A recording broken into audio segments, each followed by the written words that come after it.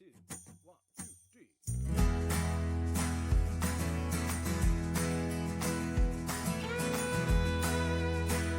Hello, everyone. Welcome to The Local Youth Worker, a podcast brought to you by Reformed Youth Ministries. I'm your host, John Parrott. This is episode number 443, and I'm here with Daniel Darling. Daniel, how's it going? I'm doing great, and just glad to be on this podcast and grateful for the work that you and your team are doing.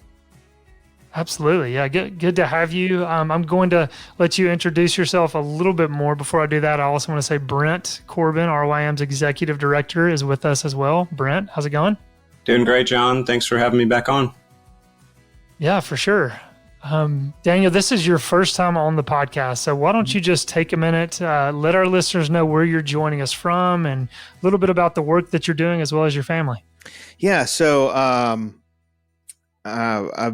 well, first of all, I'm married for almost 22 years to my wife, Angela, and we have 4 kids. My oldest is 19. She's a college student, goes to the college that I teach at. And I have a 10th grade son and then an 8th grade daughter and a 6th grade daughter. So we have a full house of young people, of students right in the center of what you guys are doing. So I appreciate the work you guys do. I right now I lead the Land Center for Cultural Engagement at Southwestern Baptist Theological Seminary, Southern Baptist Seminary here in Fort Worth, and I teach in the college kind of ethics and apologetics, and we have a faith and culture concentration. And then, of course, I do a bit of writing. I write for World Magazine and a column, and I write for places like USA Today, Gospel Coalition, other places. And then I've written a few books, and I'm working on a book project right now. And I worked at the Ethics and Religious Liberty Commission, the ERLC, for about 8 years before that. So, we just moved to Fort Worth a couple years ago. We were in Nashville for about 8 years. I'm originally from the Chicago area. Okay. Hope nobody holds that against me. But we're enjoying it here in Texas right now. All right. So are you Cubs or White Sox? Definitely a Cubs fan. I don't hate the White Sox. The way it works in Chicago is that I think most of the Cubs fans don't hate the White Sox. They kind of feel pity for them. But the White Sox fans hate the Cubs fans. And really, as bad as as futile as our baseball teams have been historically, we don't really get too picky, if one of them is winning. But I really am a Cubs fan. And, winning in 2016 was pretty great. Yeah, I worked with a White Sox fan who grew up in Chicago, and so yes, I would affirm what you just said. But I don't want to derail us too much on baseball. I was curious. I mean, reading your bio, you're involved in a lot, and the Land Center for Cultural Engagement. I'd love for you just maybe unpack that just a little bit. Tell us a little bit more about that. Yeah, it's a center here. They've had it here for a number of years, and named after Richard Land, who was an ERLC president for about 25 years and a pretty well-known cultural commentator and Christian leader. And really, the idea is to help Christians think through moral and ethical issues, how to think through things like public theology, we are teaching and training young people who are coming to college and seminary. We have some events on campus with leading thinkers, and then we produce some content. We do some research. We've done a couple studies with Lifeway on a number of issues. So it's a pretty cool center that we have here, and some really interesting things we get to do. Have some speakers come in and do a bunch of things like that.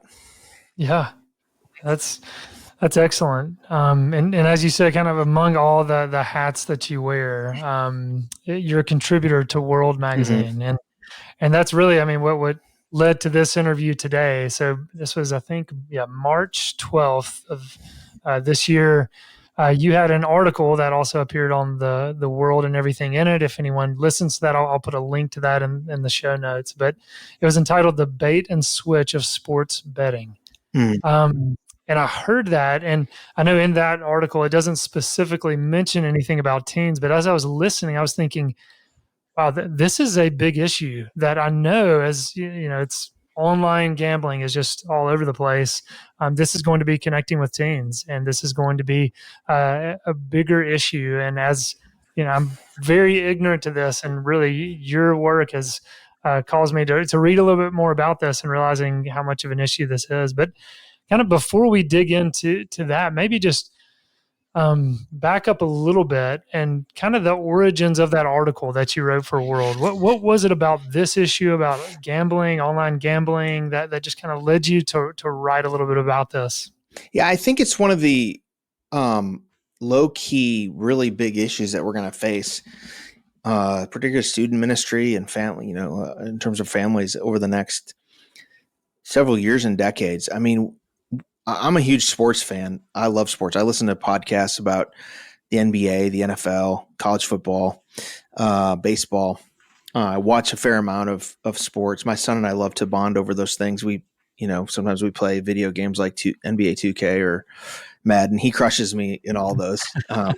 He's way better than me, but we just love it. But in the last few years, the sports betting has become so much more present. I mean, there's always been sports gambling, and I've always listened to sports radio, and they've always talked about putting money on teams and things, but it was a little harder. There's more friction. You had to, you had to go to Las Vegas, or you had to do it in certain ways. There was betting at like the racetracks and stuff. I remember thinking about my grandfather, like spent a lot of his money, and hurt my dad's family because he spent a lot of his paycheck there. But now it's because, the Supreme Court decision and legalized sports betting, it's legal in almost every state, and more states are adopting it.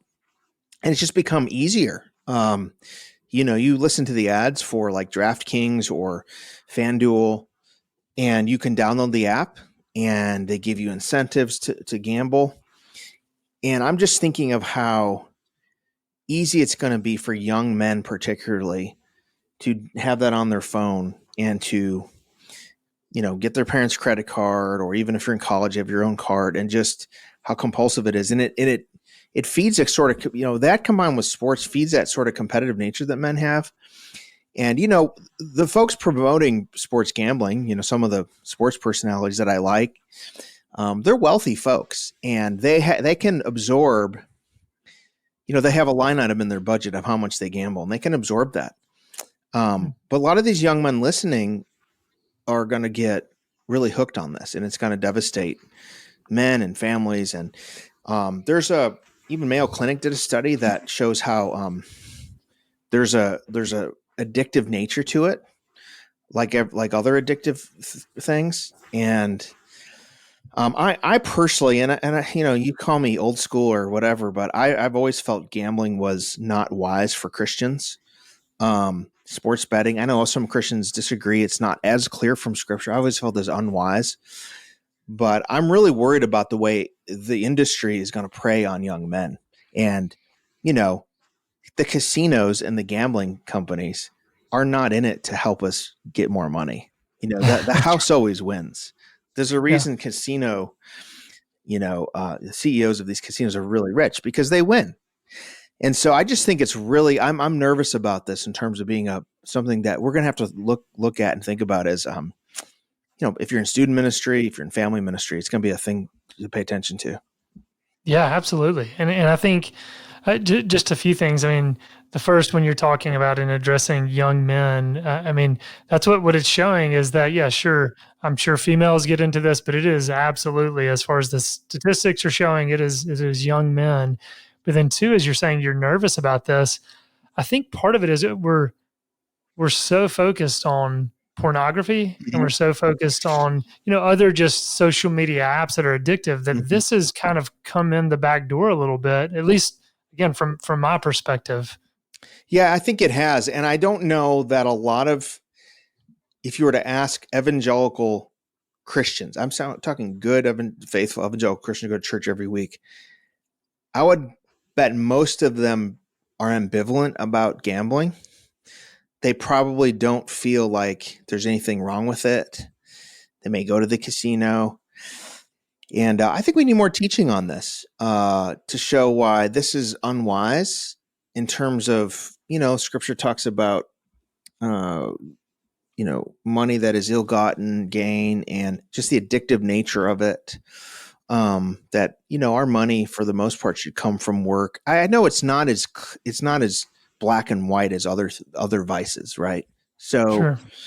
but I think more teaching on the wisdom of it. I really think there's three things that we're not paying attention to that are going to affect young men. It's legalized gambling, legalized marijuana, and pornography, as we talk about how easy they are to access. And it's really going to have an impact, I think, in a culture where we already have a crisis of manhood, where men really are looking for good role models and, are sort of falling through the cracks in many ways. Well, I want to jump back into that in just a second. I did want to turn it over to Brent a minute. Part of this is we were just talking as a staff. I was talking about this interview and what you and I would be talking about. Brent, you have a little bit of a personal story that connects with this. So why don't you talk to us a little bit about that? Yeah. So it was very pertinent. My ears perked up when John was talking about it because when I was in junior high, I had played all the sports, none of them very well at all, but somewhere through that path, started playing golf and figured out I had some aptitude in golf and started.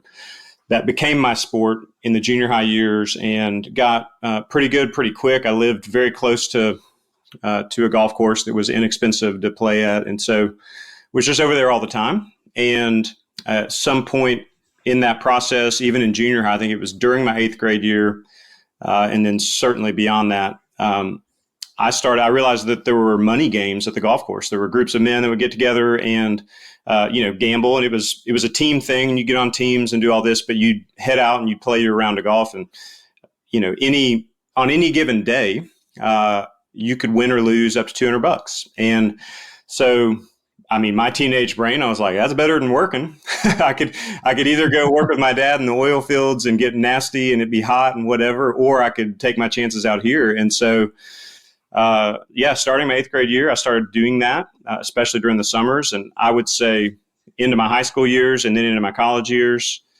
in the summers when I wasn't in school, I would play 9 rounds a week, for money. And, it was full on addiction. There was this team camaraderie part to it. So it's kind of like, it was maybe better than from that angle than just like getting on an app and betting sports. But what I realized along the way, especially in retrospect, is the activity of playing golf for money, that bred all kinds of bad things in me. It led me to cheat. It led me to, just the quick hit of making money quickly or whatever it is. And then I parlayed that into one of the guys who played with us was actually a bookie. So I started betting on actual football games and stuff through this bookie. And this is in high school. Like I'm 15, 16, 18 years old. Then at some point in college when I realized that there was this, online component to gambling, sports betting online. It's just like the thing that you have written about and you're studying at some level. I could give a bad testimony for why this is an important issue because it's highly addictive, and it's again for young men it's not so much, and all the research is showing the disproportionate impact for female women on social media apps because of the image driven stuff. But I would say for young men, this is probably going to be where we see a lot of the statistics show up because there is a competition component to it. It's, you can see your account balance go up or down. And, if it goes down, you might tend to think, okay, I'm going to lay off, but that's not what happens. It's, I've just lost this game or this whatever, and I'm going to double down and I'm going to get it back and try to go win. Yeah. And I don't really sense that there's enough legal protections for kids and minors and stuff. And it's just so easy. And man, the more I listen to a lot of sports podcasts and there's everything now, it seems like it's driven by gambling. Like even the NFL draft, which I watched and I loved. I'm a Chicago Bears fan, so I'm feeling really good about where we are. But you can bet on, is this guy got to move up? Are they going to take a quarterback at this position? Are they going to, and there's all these prop bets, for like these games, and there's all these different ways to do it. And of course they'll always have, resources. If you have a gambling problem, call this number. But I just think the ease of it and how quick it is, and I think there's a difference between friendly, being part of a fantasy team, and doing all that kind of stuff versus like betting on sports, and it's so addictive, and the leagues love it because it keeps people engaged, right? So if you got games that are not that great, people are going to stay engaged because they have money on the score. They have money on all these different things. And of course it funnels money to the league, but I just think it's going to be a real net that's going to snare people. As you talked about, that it starts small and then you sort of get into this world, and, gambling has a lot of social costs. If you think about, when casinos come into town, except for places like Atlantic City or Las Vegas, which are destination places, typically, when a casino comes to town, it actually drains the town of resources. Mm-hmm. Local businesses actually do worse because people spend all their money in the casino.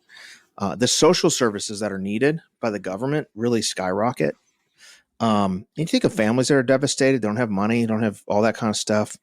There's an underworld basis to it when you get into significant gambling debt that can be dangerous. So I just think Christians need to be wary of this and be thinking about it, and be thinking about it as a potential traps and snares for our young men and young people, and parents, dads in our church that are good people, just trying to have a good time, to understand the perils and pitfalls of this.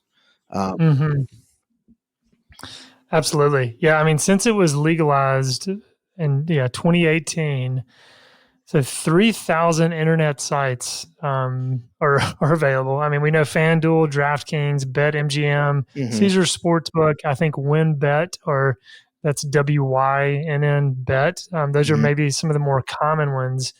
But just some stats that I was shocked by. It said 60 to 80% of kids 13 to 17 years old gambled in 2022, 60 to 80%. And it says 4 to 6% of high school students are considered addicted to gambling. And what they're saying is, I mean, Brent, going back to your story, that social component that you're talking about, and they said not only is gambling addictive, but now when you add it on a smartphone, it's like jet fuel poured on that there's already addictive tendencies to just the device, but now you're adding something that's already addictive. So yeah, just either one of you react to those stats. I was shocked by that, unaware of that. Yeah. I mean, I didn't realize, and I've done a little work on this, but that younger people that's the thing that really scares me. Yes. And, and even Saturday Night Live spoofed these sports, Saturday Night Live had it's sad and it's funny, but also kind of dark in a sense of like spoofing these online sports betting about the cost it can have. And even folks who are not Christians are starting to get nervous about it. Peter King, who's a respected NFL writer, just retired. He talks about in 10 years, we'll have thousands, maybe hundreds of thousands in our society, either broke or hopelessly addicted to making a bet. And the NFL is watching it happen and raking in the millions. So,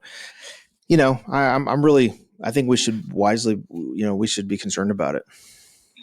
Hey, Daniel, I had a question. I was batting around with John before this, and I'm wondering if in your research or cursory reading about it, I don't know to what levels you've gone in on this.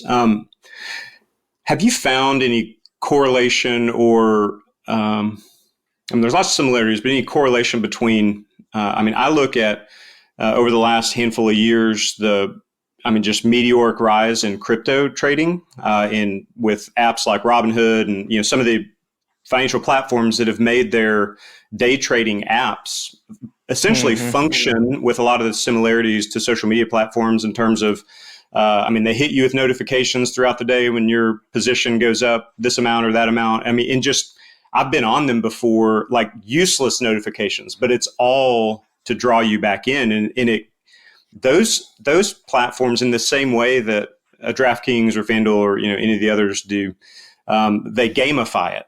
It's all based on serious research of game theory and how you hook people and do all that.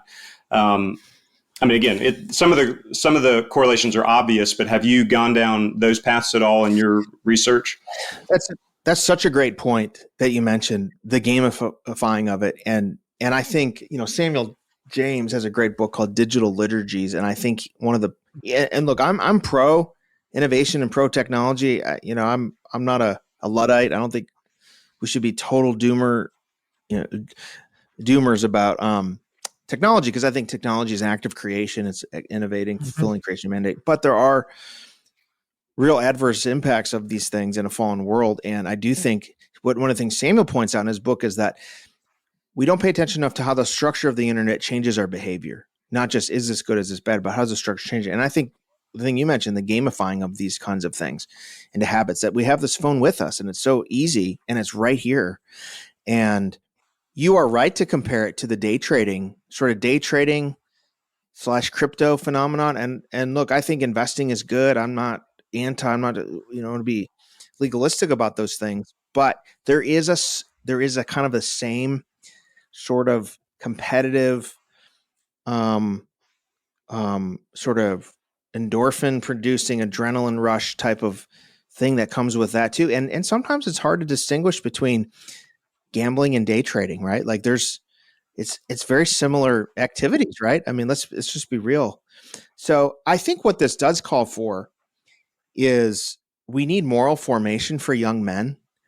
Young men need role models. They need dads in their lives. They need men in their lives who can show them what real manhood is. I think there's such a yawning chasm in the world in terms of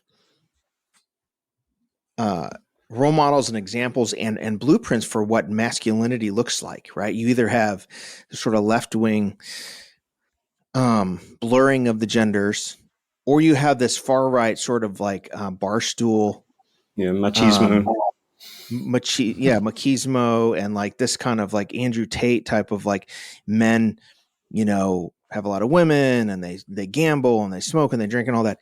And I think church has an opportunity to say, here's what real manhood looks like. A man takes care of his family.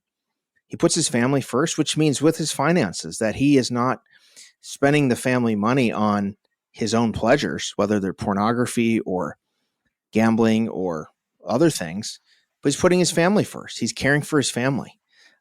Sometimes a man gives up his habits and gives up his hobbies because he needs a sacrifice for the sake of the family.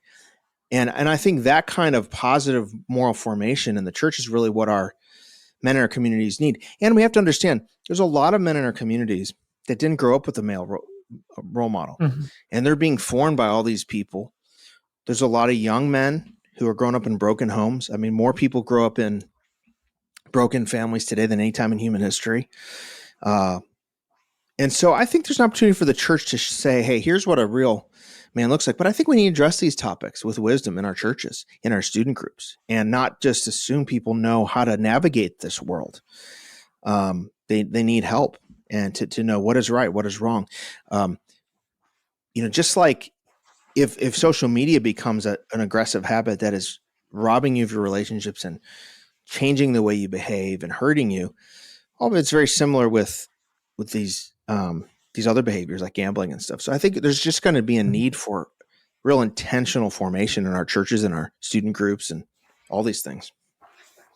Absolutely. And again, the point of this podcast is trying to raise awareness, which I'm so glad that you wrote on this because as I just have done some digging, I mean, you don't have to search too far to find interviews of elementary age children being interviewed by news. Obviously, they have them shadowed so you can't see their face and all of that, and them talking about so many. We're on TikTok and they found these just connections to gambling, and that's how they got into it. And they're saying, if you have a phone and you have Wi-Fi, you can gamble wherever you want, whenever you want. And, them saying that teens are at higher risk of addiction because, again, as we all know, their brains are still developing. And so all of these things are just, coming together to create a greater risk for these younger students. And so maybe a thought there too is, why do you think there hasn't been much written on this? Why are we not talking about this? Maybe, Brent or Daniel. I'm just kind of confused by it. Just as you were talking, I was thinking through like, okay, what were my parents thinking as, I walked out the door to go to the golf course every day at 4:30 because that's when the men were getting off work, and we'd meet at 5 and we'd go play. I would do that. I mean, like a siren song, I would hear it and I would go. And so my mom, my dad usually was still at work then, but she would say, Brent, don't go, don't gamble, or I don't want you doing that. Sinfully, I'm not proud of this. Like, I would be like, okay, Mom, and I would go do it. And so that's an interesting thing, because like there were actually some restraints that I just blew through in my disobedience to my parents to go do this thing I ultimately wanted to do, and probably could look back and say I was addicted to doing. But I mean, golly, think about today. Like, those restraints are, I mean, unless you have a parent who's very on top of the phone and, has the safeguards and really dialed in, knows what apps are there. I mean, it's so available. And I would suppose that any of the apps, I haven't seen them. I don't know all their functionality, but I would suppose that any of them have a number of ways to get you to deposit money in there. Probably could access your Venmo accounts, PayPal, Zelle, whatever services are out there that are like these little mini, often private bank accounts or obscure bank accounts. I'm sure they have access to all of them. So it just has to be so easy. And I think that gets to, why is this not talked about? There's probably an element to it from parents that it feels impossible. A little bit like the social media, once that cat's out of the bag, how do you rein it back in? Yeah. And there's so many, obscure ways you can actually access social media through, the back door on apps. And I don't know, it seems like a significant challenge. And I think we're probably just, the laws themselves are only a few years old, so some of the legalized, so we may be on the front end of some of this and realizing how pervasive it is. And that may be some of the lag, but I think also parents are likely just unaware of of their kids doing it, because if their kids are losing money, I can promise you they're ashamed of it and embarrassed and maybe rightfully fearful of what mom or dad will think. And so there's going to be a lot of hiding in this area. Mm-hmm. No, you're right. And I want to interject with this just because I came across this too. And then Daniel, I'd love for you kind of I know we're going to need to start wrapping up, but would love for you to kind of speak into some of this, that a lot of these apps have inconspicuous names on bank statements. Mm-hmm. So that parents, even if they're looking, it might just look like an app that they've bought, and it doesn't even look like, it doesn't say FanDuel or DraftKings or whatever. And so even as parents are trying to maybe do some research on this, there's ways in which these apps are they're aware of that. They're aware that these people are not 21 years of age and they've gotten this app. So how can we make this protective for them? Anyway, so Daniel, I'd love for you just kind of have last word and thoughts as we start to wrap this up. Yeah, I think it's just gotten really difficult. I mean, we've even had in our own family, like even innocent, like your kids have an app and they're doing a game and there's all these charges and it's like, oh, what's all this? And I really think the tech industry is not doing enough to really put a lot of safeguards for parents on phones in terms of like purchasing and all that kind of stuff.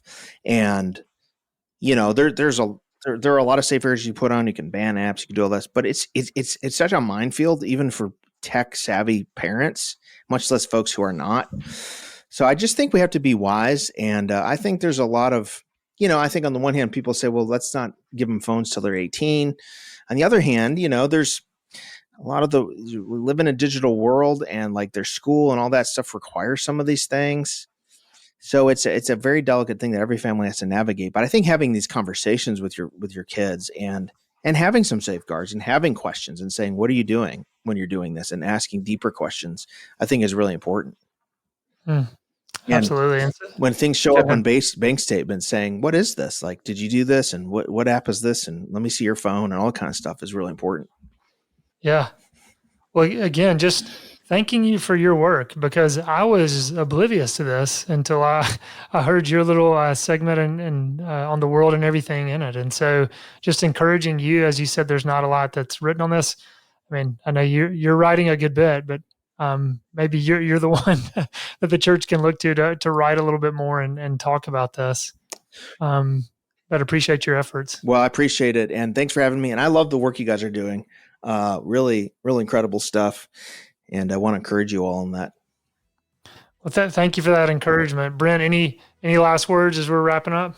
No, I'm very interested in this topic, and I appreciate the light that you're bringing to it. And I hope that we can collectively have a voice going forward into bringing awareness here for parents and even to youth, and helping them understand some of the traps here and the pitfalls that await as we help them toward maturity and adulthood, Lord willing. Absolutely. Yeah, absolutely. Well, thank you guys. I appreciate it.